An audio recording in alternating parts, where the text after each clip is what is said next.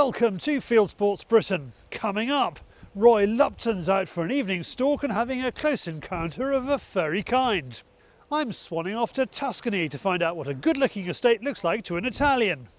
First, Andy Crow and his son Little Crow are arguing over what's best for a nighttime's entertainment. Is it lamping rabbits or looking for girlfriends? Over the past few months, the harvest and the drillings have kept farm manager Andy busy. It's also meant that the rabbits have had a bit of a free rein on the Crowman's fields, and tonight is the first chance he has had at getting on top of them. I haven't had any time at all because it's been such a dodgy year. Harvest been stop start, same for everyone. As soon as we get a bit of corn off, we need to get the straw in and get the oilseed roping for next year. So it's been stop start. I haven't done any rabbit shooting at all. So tonight's the first night I've been out. Andy's rabbiting setup is all about efficiency. He loves it, but time is money and he hates wasting an opportunity. Little Crow works the lamp, Andy drives. Then the red lamp finds the target and, soon after, Crowman's Anschutz 17HMR does the same. And what about bunny numbers? Well, we've been out tonight, we haven't seen that many. I was expecting to get 60 or 70 within about an hour, but I don't know what we've got 30 or 40 in there I suppose. It is a bit breezy tonight. I haven't shot very well either, so I don't know, it's a combination of me being a bit tired and a bit of wind, but it's all right making excuses, but bad workman always blames his tools. Tonight, Crow is also having a go with a Nightmaster 800. He's not using it in anger, but having seen the torch in action with Roy, he wants to test it for those occasions when Little Crow has other things on his mind and Andy has to fly solo. I've been given this little lamp to try out, which I'm quite impressed with. It's only a dinky little thing, but it's got 2 batteries in there. They do a single battery one as well. It is a really powerful torch. I'm really impressed with it.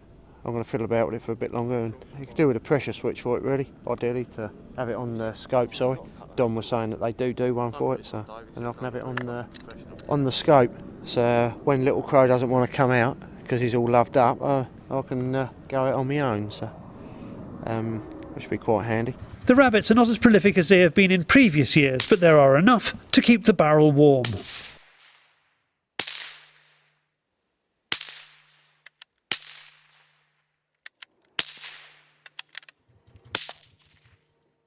After an hour and a half, there are about 40 in the back of the Polaris. Dom and Andy's junior and senior are making short work of them.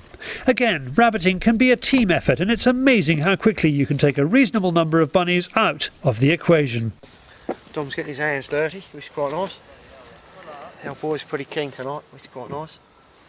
I think that's only because he wants to get home to bed. Next time we'll have to see how Andy copes with the Nightmaster when he's on his lonesome, when his wingman is missing, enjoying a different kind of action. Andy Crow there with his rabbits. Now for another startled bunny, it's David on the Fieldsports Channel News Stump. This is Fieldsports Britain News. The number of women wanting to become gamekeepers is on the increase. For the first time in its history, Walford and North Shropshire College have 3 women undertaking work-based diplomas in gamekeeping and wildlife management. Sophie Morrissey, Chloe Davis and Eve Smart are all working towards different qualifications. There haven't been enough game fairs this summer, according to the Oxford Gun Company. It's running its own gun show at its playground outside Oxford this Saturday, the 29th of September. You'll find Browning, Maruku, Winchester, Beretta, Rizzini and AYA, all under one roof, and you can try before you buy. We can report there's been some really good catches of salmon all along the west coast of Scotland over the last fortnight. But for really big fish, we need to head to Hawaii. 28-year-old Molly Palmer was fishing in a tournament when she hooked this huge marlin. She had to get help from the rest of the crew to play it, so it doesn't count towards her catch for the day, and nor does it count as a record. At £1,022, it beats the current record for a £130 breaking strain line by nearly £400. Now, taxidermy can be a hit and miss affair, with some trophy hunters feeling more stuffed and mounted than the animal. Well, the Badly Stuffed Animals Facebook page is enjoying a lot of attention thanks to some horrifying efforts. This fluffy boar is a real pig's ear, and these moleskin moccasins are a Christmas must. The site boasts plenty of other terrifying trophies. And finally, the story that keeps on giving, and for that we salute you, Mr. Brian May. This week on 5 News, he blames farmers for spreading bovine TB, not badgers. You've said that badgers are responsible for this. They're not. You know, farming is responsible for this. They've created a problem by spreading a disease into the wildlife community, you know, who are now accused of spreading it back into cows. That's the centre of the problem. Thank you, Brian, and well done for supporting a ban on shooting when so many fellow rock stars have taken up the sport. You are now up to date with Fieldsports Britain News. Stalking the stories, fishing for facts. Thank you, David. Now let's go out with Roy Lupton. Roy is usually a man on a mission, but today there's extra fire burning in those eyes. The reason? He's only got a few days' sport left before he goes under the knife for operation number 25 on his hips.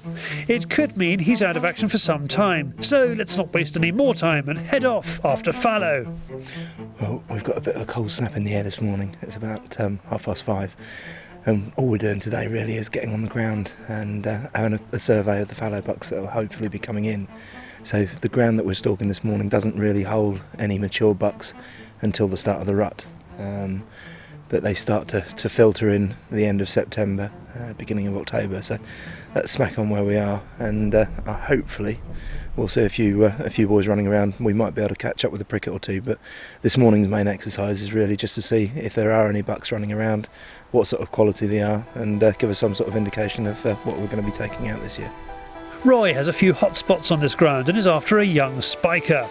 The bottom of the valley is a common haunt and we get our first glimpse. But do we bump these animals in order to get to where we really want to be? The lead dog has just given us a couple of barks, just letting us know that she knows that we're here.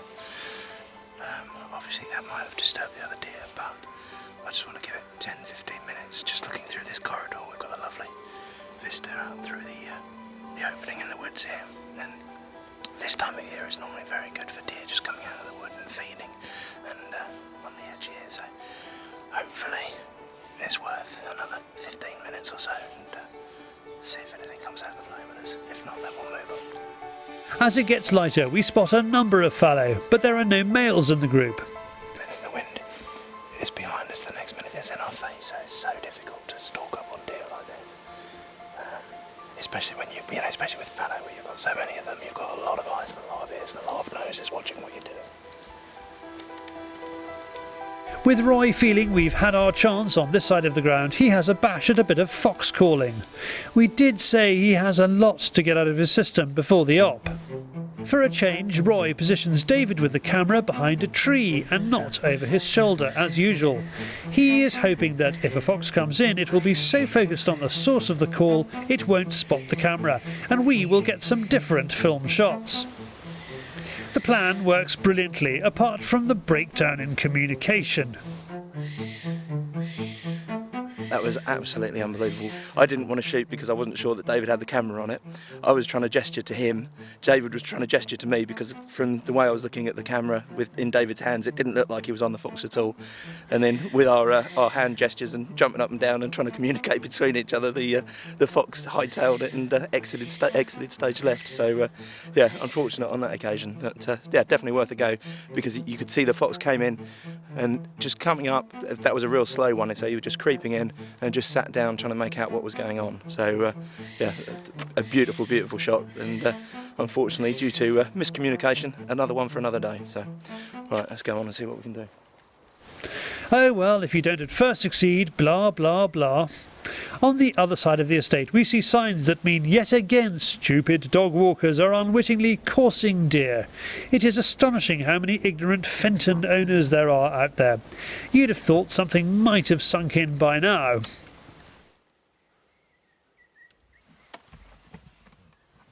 That's a dog. There's a dog screaming, chasing.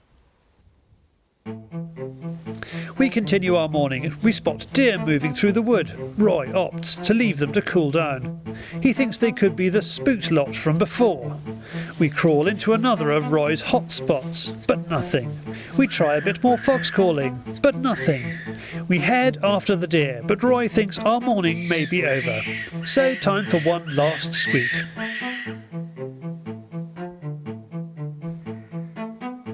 And we get a fantastic response.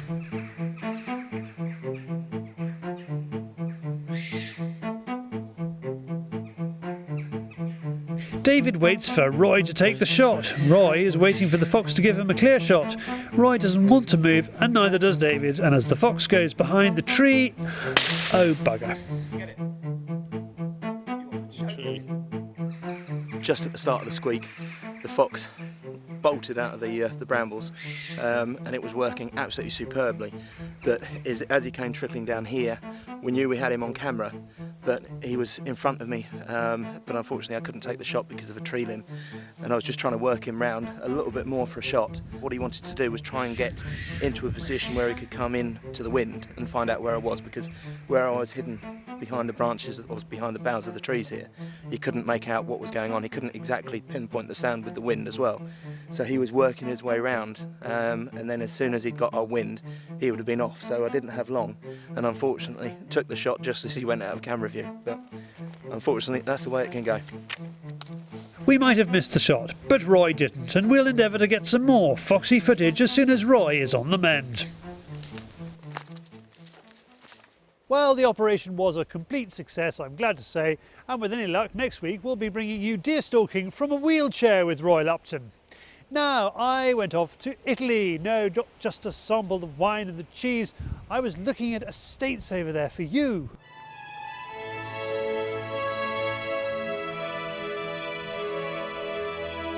Well, I'm on an estate in Tuscany, and the woods behind me are packed with wild boar and roe deer.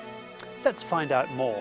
Nel 1964 mi occupo della tenuta Castella del Nero dal 1990 come responsabile agricoltura, e i terreni di proprietà di Castella del Nero sono totalmente nella zona ripopolamento e cattura, ripopolamento della minima selvaggina, lepre e fagiane, che vengono catturati tutti gli anni nel mese di gennaio, sia la lepre sia il fagiano, che vengono lanciati, fatta l'emissione, nei terreni liberi dove i cacciatori, quando c'è l'apertura della caccia, vanno a caccia.